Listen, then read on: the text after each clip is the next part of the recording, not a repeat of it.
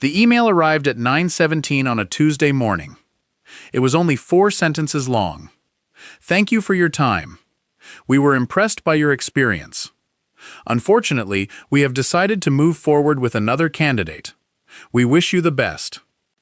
Ethan read it twice, then a third time. This was his 4th rejection since losing his job 5 months earlier. For 6 weeks, he had prepared. He studied the company, rehearsed every question, and imagined telling his family that the search was finally over. Now all of that disappeared in 4 polite sentences. For the rest of the morning, Ethan barely moved. But somewhere between reading the email and closing his laptop, something changed. He was no longer thinking, I didn't get this job. He was thinking, nothing ever works out for me. By lunchtime, it became, maybe I'm not as capable as I thought. By evening, one rejection had become evidence about his entire life. This is what painful experiences often do. First, there is the event itself, the rejection, the betrayal, the diagnosis, the failure nobody saw coming. Then comes the second blow, the meaning the mind attaches to it. This happened because I am weak. This happened because I was foolish. This will keep happening because people like me never really recover. The first blow can change a person's circumstances. The second can change the way they see themselves. And sometimes, that is the blow that keeps them down. If Project Human helps you understand the hidden patterns shaping your thoughts, emotions, and behavior, consider subscribing. This channel explores the psychology behind what it means to be human. Resilience is usually described as the ability to bounce back. The phrase makes recovery sound automatic, as though resilient people hit the ground and spring straight back to their feet. Real resilience rarely looks like that. Sometimes it looks like crying in a parked car before walking into work. Sometimes it means making breakfast while part of a person still cannot understand how life changed so quickly. And resilient people can lose confidence. They can become angry, frightened, or exhausted. They may need someone else to help them carry what happened. Their strength appears gradually, as they recover their ability to make decisions, reconnect with others, and participate in life again. That recovery may have less to do with being naturally tough than with what the brain learns about control. For almost 50 years, one of psychology's most famous ideas was called learned helplessness. The experiments behind it would rightly trouble many people today. Researchers exposed animals to stressful events they could not control. Later, even when escape became possible, some of the animals stopped trying. The original explanation was that they had learned nothing they did mattered. Decades of neuroscience forced the psychologists Martin Seligman and Maier to reconsider. In a major review published in 2016, they turned the old explanation around. In these experiments, passivity appeared to be the natural response to prolonged, uncontrollable stress. What the animals learned was that their actions could restore control. A region deep in the brainstem helps organize responses to uncontrollable threat. But when an animal discovers that an action can stop the threat, the ventromedial prefrontal cortex becomes involved. The brain detects a connection. I did something, and the situation changed. That discovery helps regulate the stress response and can influence how the animal responds to later stress. Human lives are far more complicated than laboratory experiments. A lost relationship, a failed business, or a difficult childhood cannot be reduced to 2 areas of the brain. Still, the research offers an important clue. People do not become resilient simply because they suffer. When pain is overwhelming, repeated, and impossible to influence, it can leave someone more frightened and passive. What helps is discovering that some response still matters. Ethan could not force the company to reconsider. He could not guarantee that his next application would succeed. But there were still things he could influence. He just could not see them yet. Psychologist George Bonanno's research adds another correction. After bereavement, disasters, and other potentially traumatic experiences, people do not all follow the same emotional path. Some struggle for a long time. Some recover gradually. Others maintain relatively stable functioning while still feeling real pain. There is no single correct performance of resilience. What helps in one situation may fail in another. Yet people often make recovery harder by following rules that sound protective. The first is one of the most popular pieces of advice in modern culture. Protect your peace. Sometimes, that advice is necessary. Some situations are genuinely harmful. Some relationships repeatedly violate a person's boundaries. Walking away can be an act of wisdom, but protecting peace can slowly become protecting oneself from every uncomfortable feeling. Ethan stopped opening job alerts. When friends asked about the search, he changed the subject. For a few days, avoiding everything made him feel better. That relief taught his brain something. Avoidance works. But each week of relief made returning more difficult. Eventually, a person may stop protecting themselves from danger and begin protecting themselves from uncertainty, rejection, and vulnerability. Their life becomes quieter. It also becomes smaller. Resilience does not require anyone to remain in a harmful situation. It asks a more careful question. Is this boundary protecting a life or preventing one? Avoiding danger can protect a person. Avoiding every discomfort can gradually reduce what they feel capable of facing. The second trap is what might be called the fairness contract. If I work hard, I should succeed. If I treat people well, they should treat me well. If I make responsible decisions, nothing terrible should happen. These expectations come from the need to believe that life has order. Ethan had worked hard, yet someone with fewer qualifications had been chosen. The problem was not that he wanted fairness. He had quietly made his recovery dependent on receiving it. But life does not always provide one.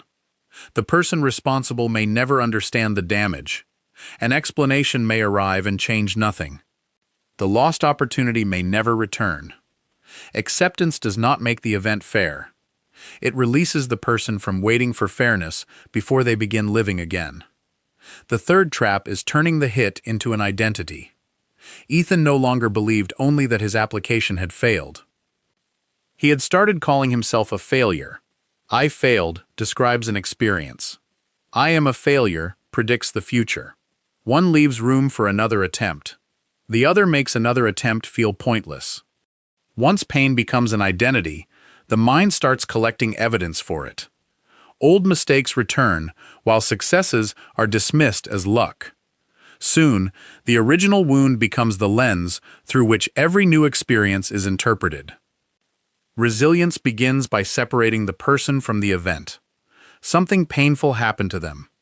It may have changed them. It may always remain part of their history. But a chapter can remain true without becoming the title of the entire book. For Ethan, the way forward did not begin with confidence. It began with a smaller question. What is still mine to do? He could ask for feedback, revise his resume, and submit one application instead of trying to solve his entire future before lunch. None of these actions guaranteed success. What they gave him was evidence that he was not powerless everywhere. Psychologist Salvatore Maddi saw something similar while following hundreds of employees through years of disruption at Illinois Bell Telephone.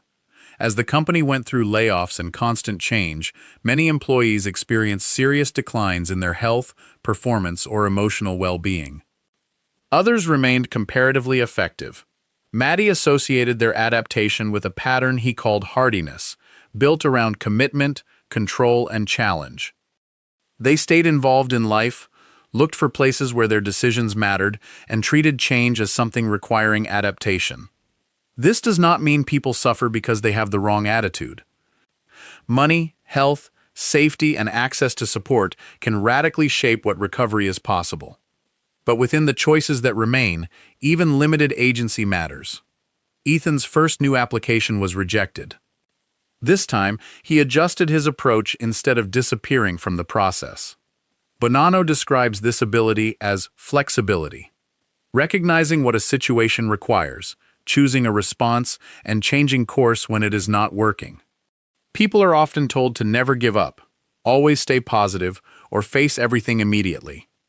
These responses can help, but none works everywhere. Persistence is useful when a goal remains possible. It becomes costly when someone continues down a path that is destroying them. Talking can bring relief.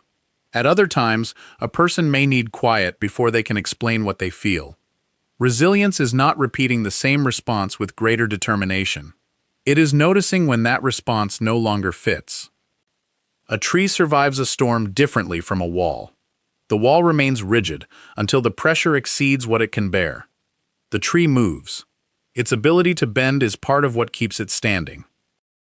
Ethan asked someone to review his interview answers and considered roles outside his original plan. He no longer believed there was only one acceptable route. But flexibility becomes harder when someone believes they must carry everything alone.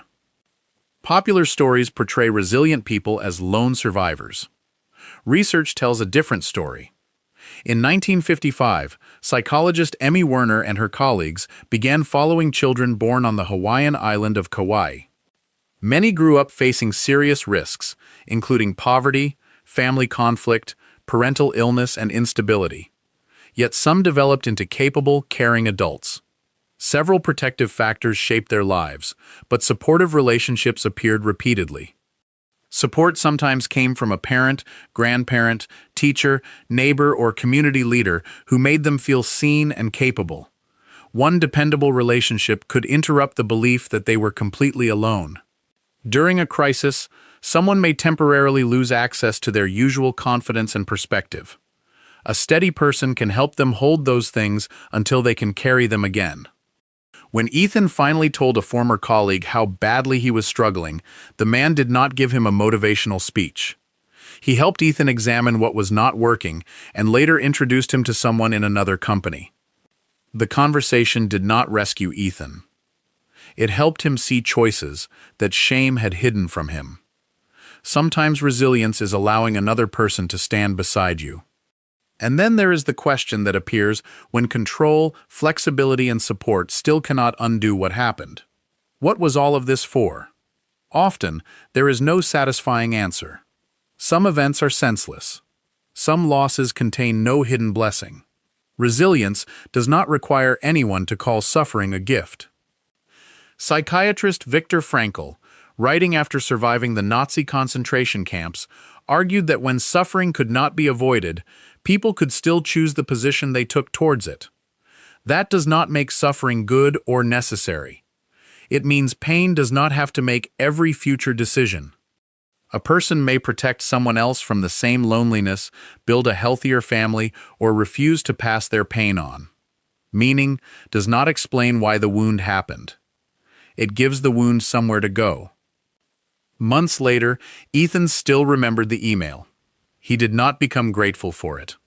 He did not decide everything had happened for a reason. It simply stopped being proof that his future had already been decided.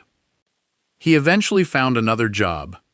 It was not what he originally imagined, and it did not erase the previous months of fear. What changed most was the authority he gave to disappointment. He had collected different evidence. Evidence that rejection could enter his life without taking control of it. Evidence that he could feel defeated without building a home inside defeat. This is how resilience is often built. A person protects themselves without disappearing from life. They accept that something was unfair without waiting forever for life to correct it.